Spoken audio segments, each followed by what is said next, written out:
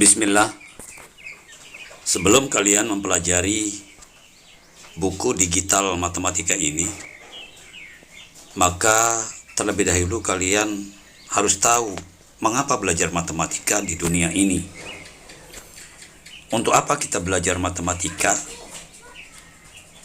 Dan sesungguhnya di mana posisi dari matematika itu sendiri? Baik, kita mulai dengan pembahasan. Kalau Anda ditanya orang, misalnya, maukah Anda memiliki rumah seperti di bawah ini? Ini tidak perlu dijawab.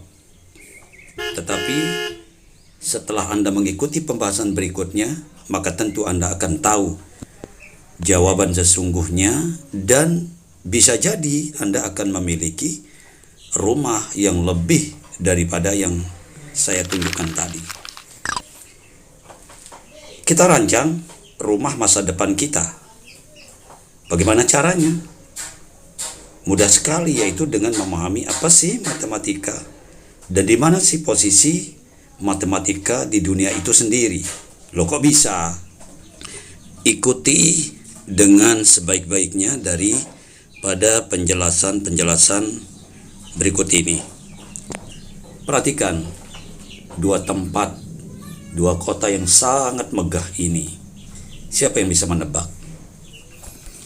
Ya, ternyata ini adalah dua kota yang diberi keberkahan oleh Allah Subhanahu wa taala, yaitu kota Madinah dan kota Makkah Al-Mukarramah. Dulu sekitar tahun 70-an itu orang Indonesia menuju ke dua kota ini itu bisa makan waktu berbulan-bulan sebelum teknologi mutakhir seperti ini, yaitu mereka dulu menggunakan kapal laut. Iya, ini waktu yang digunakan ke sana itu berbulan-bulan, bahkan konon ceritanya berangkat saja itu 3 bulan, belum baliknya juga 3 bulan. Ya kira-kira pulang pergi ya makan waktu sekitar 6 bulan lamanya. Sedikit berbeda dengan sekarang, ya sudah memiliki teknologi yang canggih, yaitu menggunakan pesawat udara. Itu tidak berbulan-bulan, bahkan tidak sampai sehari, maka mereka jemaah haji Indonesia sudah bisa sampai ke Madinah sekitar lebih kurang itu 8 jam perjalanan. Nah, ini semuanya adalah merupakan hasil teknologi. Apa gunanya? Gunanya tidak lain yaitu untuk mempermudah kehidupan manusia. Selanjutnya ada kasus lain. Bagaimana seandainya Anda merasakan dari suatu tempat ke tempat lain yang jarak tempuhnya kira-kira 25 km atau lebih jalan kaki? Bagaimana menurut Anda? Ya tentu jawabannya ya butuh waktu lama nyampe. Seperti ini. Sekarang coba Anda bandingkan dengan teknologi yang sedikit tinggi seperti ini. Seseorang menggunakan mobil, ya tentu perbandingannya ya lebih relatif lebih cepat ya menggunakan mobil ketimbang jalan kaki. Nah, ini semuanya adalah merupakan hasil teknologi yang gunanya untuk mempermudah kehidupan daripada manusia itu sendiri. Sanggupkah Anda kalau diberi tugas misalnya seperti di bawah ini, mencatat tugas 1000 lembar tanpa henti dengan menggunakan pena Anda? Ya, tugas yang berat, kurang nyaman untuk kita terima. Tapi bukan mustahil, namun waktu yang dibutuhkan mengerjakannya kan sangat lama. Bahkan setiap orang diberikan tugas seperti ini akan menolak karena berat. Ketika datang mesin yang diberi nama mesin fotokopi, ini sudah mulai manusia berpikir mudah. Mungkin 1000 lembar ini hanya bisa dilakukan hanya beberapa jam, bahkan tidak sampai jam, mungkin menit. Hal ini adalah merupakan hasil teknologi yang berkembang saat ini. Untuk apa hasil teknologi ini? Yaitu untuk mempermudah daripada kehidupan manusia itu sendiri. Dan masih banyak hasil daripada teknologi yang mempermudah pekerjaan manusia dan membawa kenyamanan. Seperti ini, ada pesawat ruang angkasa, kemudian ada roket, ya. Kemudian ada tustel, itu digunakan untuk foto, ada jet, drone. Kemudian semuanya ini adalah hasil teknologi yang bersifat untuk mempermudah daripada kehidupan manusia. Persoalan sekarang, apakah hasil teknologi seperti tersebut di depan itu muncul begitu saja? Tentu tidak.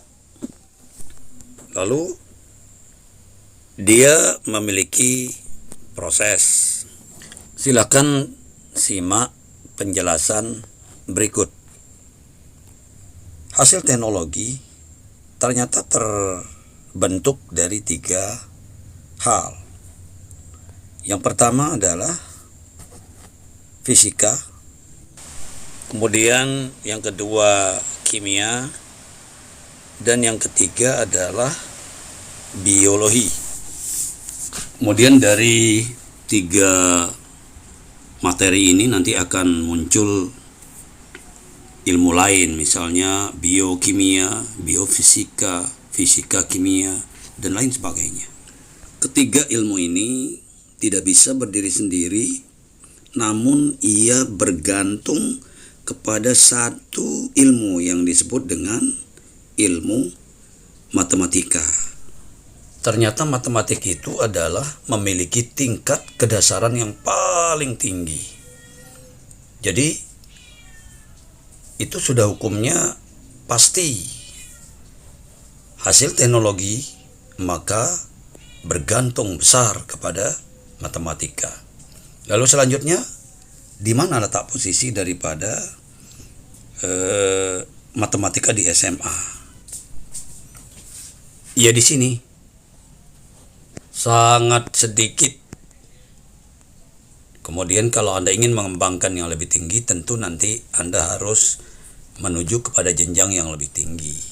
Kemudian bagan ini kita sempurnakan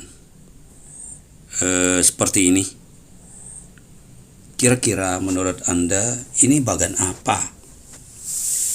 Ternyata ini adalah bagan sebuah rumah yang belum sempurna.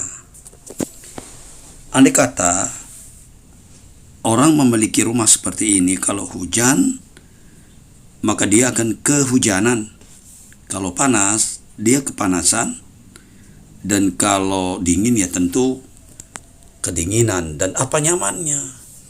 Namun ia telah memiliki skema rumah.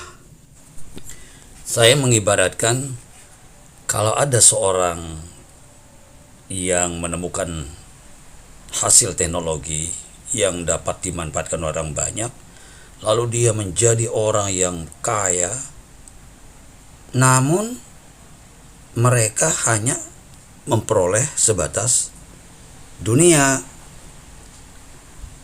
mereka mewah, mereka memberi apa yang mereka inginkan, tetapi sebatas dunia.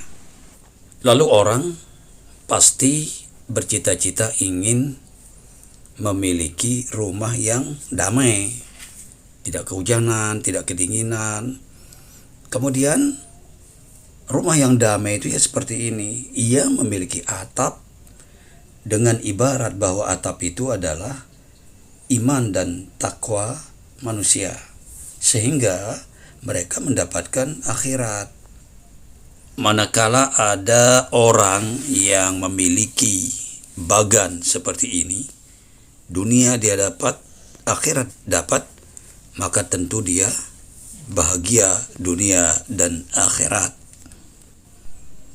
Beginilah konsep rumah masa depan.